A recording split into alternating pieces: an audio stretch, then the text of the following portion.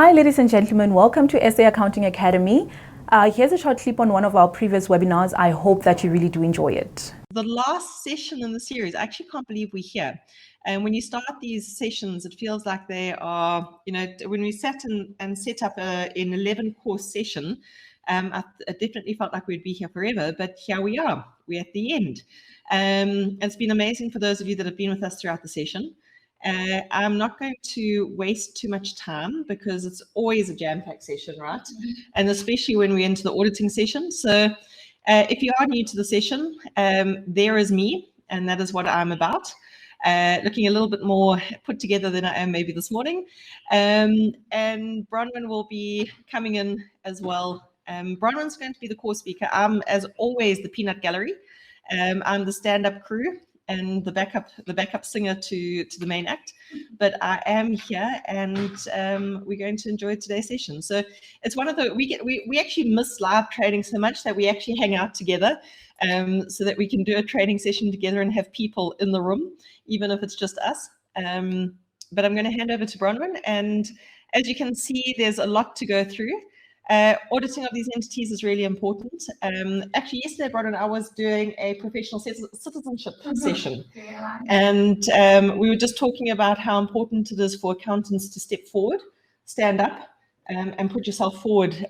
If you're unhappy with things, you've got to make yourself available. And I kept on referencing our training on this course. Simply if people want to know what is available and actually what the law says as what we have, instead of complaining and moaning about stuff, actually to take action and to step forward and ask questions and hold people accountable. So for those of you that have been through this course with us, I'm hoping that you've, if nothing else, even if you're not working in the public sector, you're intrigued and you're finding avenues to make a difference in this space. And I think it's such a critical space for us to make a difference if we want this country to be all the potential it can be. So on that point, Bronwyn is here, and I will be sitting in the wings, as it were. Yes, morning everybody. For the last time. Yeah. Actually, when I was putting together this last little bit with Karen, I was just thinking that so auditing is really my thing, right? Bronwyn is the queen of auditing. I really do enjoy auditing, and for me this is the session number 11, which actually brings so much together for me. So I'm going to have to work very hard at being succinct and clear and not getting sidetracked and going down rabbit holes with all my favorite topics. But as far as auditing in the public sector is concerned, this session has quite a broad range of objectives for us today. And it really is not just to make sure that your expectation is well aligned. This is not a session on how to apply the Auditor General's methodology of auditing. That is a completely different scope, and is not something that professionally I would ever think to do without the express permission from the AG. So unless it was actually their training and it was endorsed by them, I don't think professionally it would be correct to do that. But the session that I do have for you today is talking about auditing in the public sector in general, because as you'll see, this is actually, especially those of us who play in the auditing or audit committee type space in South African public sector, is extremely aligned to international objectives for public sector auditing and for PFM. So what we're going to go through today is why is this auditing in the public sector such a critical function? Why is it not just something that gets done at year end, where we issue an audit report and everybody moves on? It is so not like that. It's not like so many of the instances in the private sector where unless it's a public interest entity and people are actually relying on those financials to make decisions, when it is a owner-managed business or a small group of owners who are directly involved in the business, and really the only people who need the financials are the banks. I mean, there's such a limited little set of users, and they all know what they're doing, and they're managing their stuff, and they're making their own decisions about their own money. And so for those that have a compulsory audit, it is really almost like a box ticking exercise. But in the public sector, it is absolutely not. Issue that report and move on, right? So instead of going through the session objectives, which will be what you saw on the course blurb on the session for today, let's go through the table of contents. So we're going to recap again on the PFM cycle, just to bring you back to the whole purpose of this set of sessions, this 11-session course, is to come back to public financial management, and so auditing and accounting in that space. Then we're going to move on to NTOSI, right? I mean, it's like, let's take a big step back and say, what is the context of auditing in the public sector in general? And we're going to go through some specific issues regarding NTOSI and international public sector auditing, but only so that you can see how it directly impacts on what we're doing here in South Africa in terms of auditing the public sector. And remember, that is done in South Africa, as you'll see, by both the Auditor General of South Africa as well as private auditors, private sector auditors. And then after we've looked at how the international stuff informs the importance of and the way in which we do things, we'll then move on to the Auditor General's role in South Africa. So we'll talk about the AG quite a bit, intermittently with the AG, who they are, what they do, and also what prescribes what they do and how do they let you know what they're doing. So that's the Public Audit Acts and related publications from the AG or about the AG. And so that's going to take us to the end of sort of a Public Audit Act, AG structures, what audits does the AGSA perform? And then we're going to start talking about the types of audits that they do.